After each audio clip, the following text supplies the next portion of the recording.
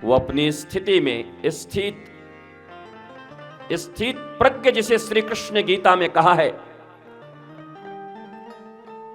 और बड़ी संख्या में बैठी हुई मेरी माताओं, मैं ज्यादा तो तुमसे ही बात करना चाहता हूं, क्योंकि कल भी मैंने कहा था कि मां तुम हो, जननी तुम हो।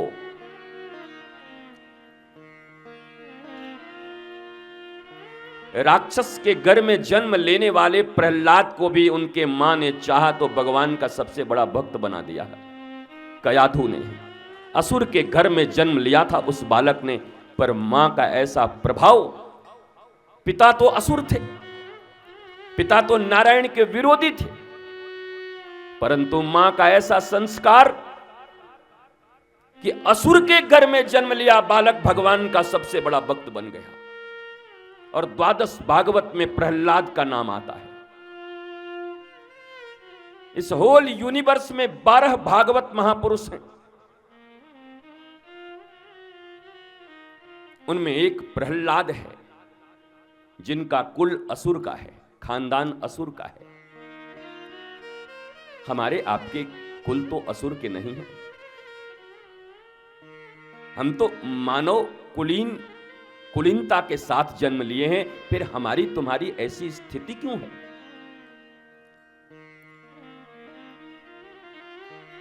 क्या यह कथा कोई विधि है जिसे तुम सुनकर चले जाओगे तो तुम्हारी जिंदगी में कोई परिवर्तन आ जाएगा?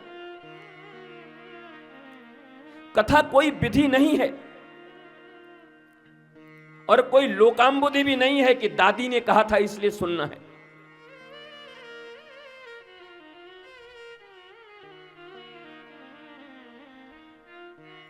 कथा तुम्हारे जीवन को सुंदर बनाने के लिए और तुम्हारे जीवन में सदा प्रसन्नता रखने के लिए एक सबसे बड़ी प्रेम निधि है, जिसे तुम इस पांडाल से लेकर जा सकते हो। अगर तुम थोड़े से सावधान होकर बैठोगे तो विधियों से ऊपर उठकर प्रेम निधि में डूब जाओगे और सारे संसार में प्रेम को बांटते रहोगे। इसलिए यहां सावधानी ही बहुत जरूरी है।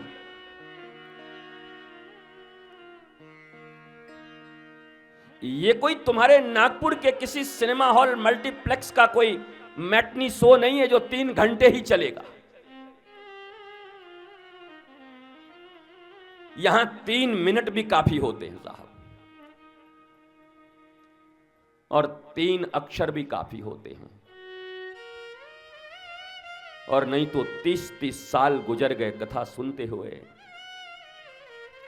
पूजा करते हुए, पर जीवन की एक समस्या का सुलझाव नहीं होता, बल्कि बोझ और बढ़ते जाते हैं।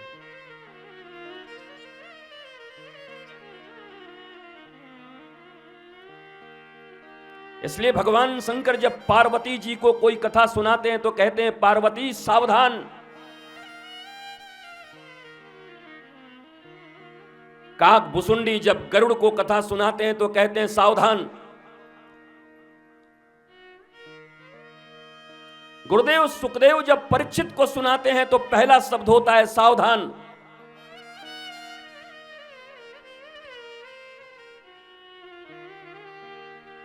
और सूत जी जब सौनक आदि ऋषियों को सुनाते हैं तो कहते हैं सावधान।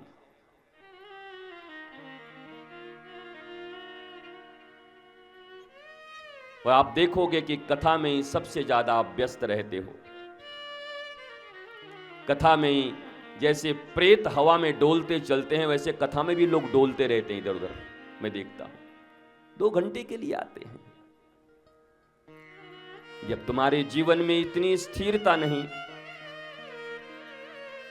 कि व्यासपीठ से बोले गए वचन मेरे जीवन में अनमोल हो सकते हैं,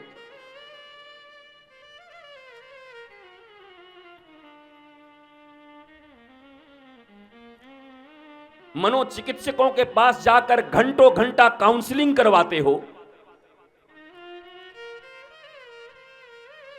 और मनोविकार को दूर करने के लिए 70% अफीम मिली हुई दवाइयों को खाते हो,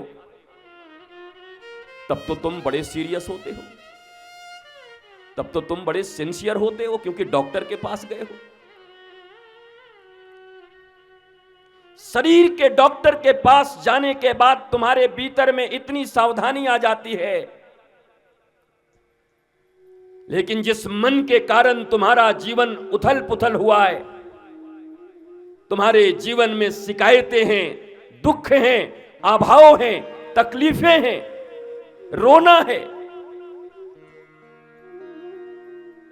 जब ऐसे आध्यात्मिक किसी चिकित्सक के पास, किसी संत सदगुरु के पास जाते हो तो टेकन फॉर ग्रांटेड लेते हो। आ गए हैं बस। तुम्हारे भीतर वो लौल्यता, वो लालसा, वो उद्दीपना, मीरा के भीतर जैसे करुण क्रंदन होती है कृष्ण के लिए, जैसे करमैती कृष्ण के लिए रोती है, वो लौल्यता और लालसा के बिना बात बनने वाली नहीं है। इसीलिए तो कथा करोड़ों लोग सुन रहे हैं पूरी दुनिया में, लेकिन शायद ही कभी कभी किसी किसी का मंगल हो पाता है। क्या कारण है? हमने तो सुना है कि भगवान की कथा सुनने से मन की व्यथा मिट जाती है, तो ऐसी कौन सी चूक हो जा रही है? वक्ता में चूक है या श्रोता में चूक है? या अंधा गुरु बहरा चेला, मांगे गुड़ तो देवे ढेला।